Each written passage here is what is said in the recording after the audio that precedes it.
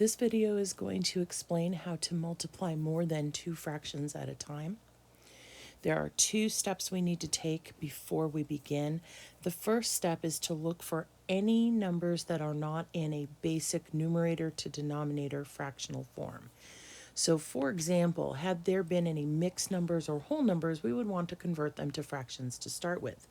We can see something like this 5/3 here was originally 1 2/3, but somebody has already converted it by multiplying the denominator by the whole number and then adding the numerator to it. So 3 times 1 is 3 plus 2 is 5, and that's where they got their 5/3. So that's already been taken care of for us. Another example to look for would be if it had just been a 5 and not 5/3, we would want to make that into a fractional form. Any whole number can be turned into a fraction by simply putting it over a 1. The way to think about this is that the fraction sign is the same as divided by, so 5 divided by 1 is still 5. We haven't changed its value, we've simply changed how it looks so that we can better work with the problem. All right, once that's done, the second thing that we want to look for is we want to look for any possible reductions or simplifications ahead of doing the math, the multiplication. The reason we want to do this is it's far easier to work with the smaller, simpler numbers, and there's fewer chances of making a mistake or missing something once you have your final answer. So what I can look for simplifying these fractions, I can look for any numerator that would reduce with any denominator. So I'm going to start with this first numerator, the 4, and I'm going to look at the 7. Well, 4 and 7 don't share a common factor. I cannot reduce them.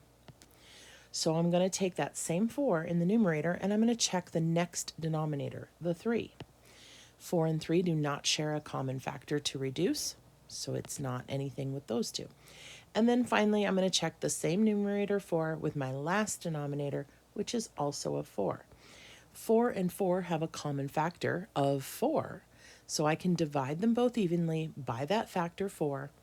4 divided by 4 is 1 in my numerator, and 4 divided by 4 is also 1 in my denominator. I've now reduced those two. I'm going to check all my numerators against all my denominators. So the next one I'm going to check is the 5 and the 7, no common factor there. The 5 and the 3, no common factor there. And the 5 and the 1 do not actually have to be checked because 1 is in its simplest form. There is nowhere to go to make that a smaller whole number at that point. All right, and then finally, let's check the 3, the last numerator in the group. 3 and 7 do not share a common factor. 3 and 3, however, do share a common factor. So 3 divided by 3 is 1. 3 divided by 3 here is also 1. And at this point, I'm at my 1 in the numerator. I've reduced that, so there's no point in checking any other denominators against it, again, because that's already in its simplest form. All right, the last thing we'll do is the same as we do with just two fractions, but now we have a third fraction to work with. We multiply straight across all the numbers of the numerator and all the numbers of the denominator. So in the numerator, I now have a 1, not a 4, a 1 because I've already reduced it. I then have a 5, that one stayed the same, and I have another 1 because I reduced my 3. And then I have a 7 times a 1 times a 1. 1 times 5 times 1 is 5. 7 times 1 times 1 is 7. My final answer is 5/7. Now, just to show how this works with the reduction ahead of time, you'll notice that I divided by 4 and I divided by 3 on two separate occasions. Well, had I not done that ahead of time, I would have had 4/7 times 5/3 times 3/4. And that would have been then straight across multiplication, 4 times 5 times 3, and 7 times 3 times 4.